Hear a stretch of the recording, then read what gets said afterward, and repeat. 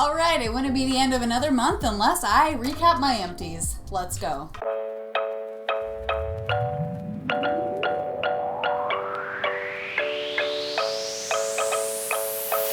Welcome back, I'm Shannon, this is the Wanderluster, and of course, this is another Empties video. If you've been following along, at the end of every month for my Know by Year, I record and share all of the product I've worked through in the course of the month. I'm doing a Know by Year this year, which means I was being driven absolutely insane by the sheer amount of beauty products I had in my collection, and at the beginning of this year I decided I was going to stop buying junk and instead work through everything I had, only replacing things that were essential to my routine that needed to be replaced. I've worked through so much product in the course of a year, and I'm really excited to get another bucket of empties under my belt, so let's get straight into these gorgeous and exciting, exhilarating empties, alright? Alright, first from this bouquet of empties, I have a Nourishing nail polish remover. Not super exciting. I actually bought this during the course of my Know by Year because I used up all my old nail polish remover and I just got another big jug, which I can justify in the course of my Know by Year. But yeah, I do my nails at home most often than not. In the summer, I will get a mani-pedi, so I do a lot of at-home manis and finally work through this product. So there you go. All right, so this one I'm really excited about. This is a Swirl and Sparkle, if you can focus, there we go. This is a makeup cleanser that I got from a friend in Chicago, and I'm really embarrassed to admit that it's taken this long for me to work through this product. It originally had a Hello Kitty on it, and I will link to Swirl and Sparkle below, but it's made of goat's milk, and you would basically put a little water in and clean your brushes and then swirl in the lid and it would clean your brushes and it made your brushes smell so good and soft. I don't know if Swirl and Sparkle is still selling to the general public. I think she changed her business model to only sell to boutiques, but if she's still selling online, I'm absolutely going to replace this because by far this is the best brush cleanser I've ever used. I love it and I absolutely want to support her business as much as I can. Okay, so Swirl and Sparkle cleanser is now in the empties bin. Okay, this isn't impressive, but I actually picked this up in France. This is a L'Occitane. I can't even say that. L'Occitane. You guys, I'm not French. This was actually a sample that I got in a hotel room on my trip to France 2 years ago, and it's really freaking good hand cream. But finally used it up. Finally, I was kind of holding on to the last little bit to kind of hold on to that last little bit of France. But yeah, it's time for it to go. Did I say that right? L'Occitane? Whatever, doesn't matter. It's now gone. All right, so this one I actually bought during the course of my Know by Year. I ran out of face moisturizer after like 7 or 8 months of using up moisturizer I had on hand. This was a Cocoa Kind facial repair oil. Kinda cool. I love using facial repair oils or just facial oils because I have exceptionally dry skin. I love using those in the winter. I find them to be nourishing and refreshing. I used up this bottle really hella fast, so now I'm just using other moisturizer. I've replaced it with regular thick cream shea moisturizer that I'm going to use for the rest of the year, but I really like this, but I used it up way too fast because I think the glass is like hella thick. Yeah, it's like hella thick. And it's not a lot of product for how much I paid for it. So I'm not sure if I'll replace this, but I liked it.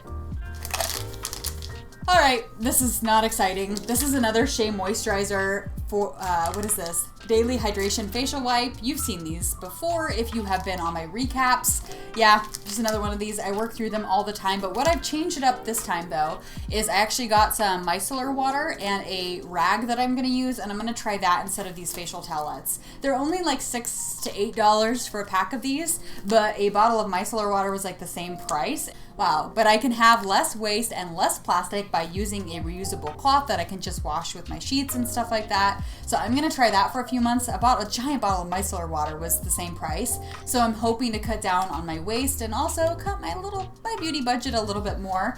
But we'll still use these when I travel. So that one is done. All right, this one I've had since the beginning of time. This is a Pantene oil that I used on my ends. I find that my top gets greasy and my bottom gets frizzy, which is not great. So I use a hair oil to refresh my hairstyle throughout the week because I have Hashimoto's, which means my stuff is really dry. I have had this product forever, and I'm not going to be replacing this because I already have samples from other brands of hair oils that I'm going to use up. But I was happy to see this one go because it's just you get tired of seeing it on your counter. Let's be real. All right, we're gonna go fast on these. I have a Revlon Photo Ready concealer. I've already gone through, five of these throughout the course of the year, and I've already replaced it, so there's that. And then I also have the Wet n Wild, it's like a $3 felt tip eyeliner. I go through these pretty regularly too. These are the things I work with. Also, let's be real, went through another mascara. I find that sometimes with these like Wet n Wild products, they're much cheaper and they're a good dupe for expensive products, but I don't know. Do you feel that they don't last nearly as long as some of the other products? Like this one I felt was getting really dry near the end of it, but it was only like $4, so I can't really complain. And also you should be changing out your eye products regularly and probably more frequently than I used to. So got through these products. These are kind of, you know, standards that you see pretty much every other month. I'm going through either a concealer, an eyeliner, or a mascara. So we'll move on to the next. Not too exciting. But you know what is exciting?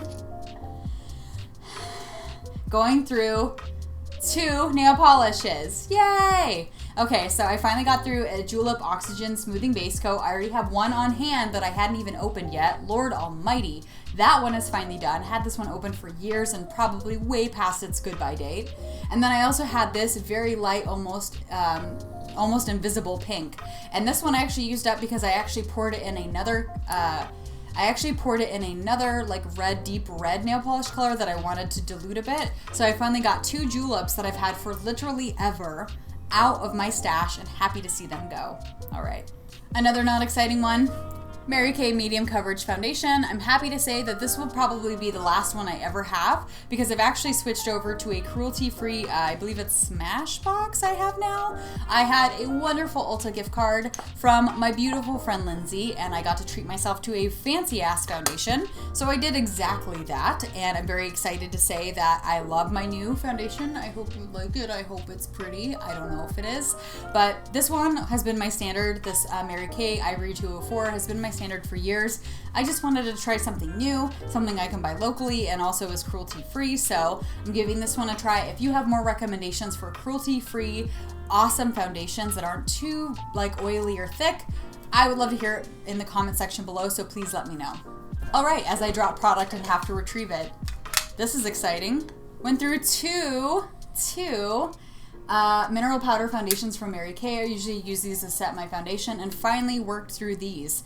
This one was done, and then this one I finally had just also opened it by accident. So I finally got rid of these 2. So those are 2. I need a new powder. Probably will have to go back to Ulta or somewhere like that, Sephora, and get some powder. Whoopsie daisy, kind of forgot to replace that, but these 2 tubs are now in the bin to be recycled. Yay. Last but by no means least, we have the what seems to be like the 800th Burt'S product of the year. This was a Watermelon Lip Shimmer. Yep, it's a Watermelon Lip Shimmer. I had several Burt'S products that I worked through the course of the year, lip shimmers and in different colors and lip balms. And finally got rid of my last Burt'S product. So exciting, yes. And this color, Watermelon, was not great on me. I prefer, like, I think they have one called Rhubarb, which is like a deep red, which I love a lot more. But that one is finally done, and that does it for my recap of all my November empties.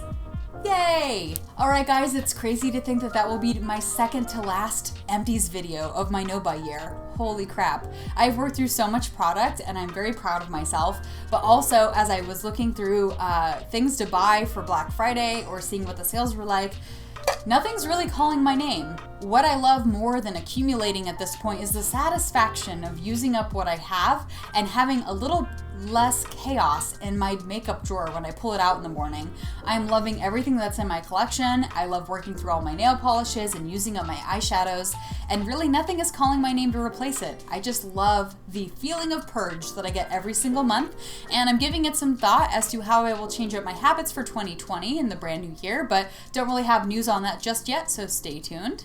And so yeah, that'll do it for today's empties video. Thank you so much for tuning in, and I cannot believe that the next time we talk about my empties will be my last time to talk about my empties. So thanks for tuning in with me throughout the year, and until next time guys, stay beautiful, stay sparked, and I'll see you in the next video.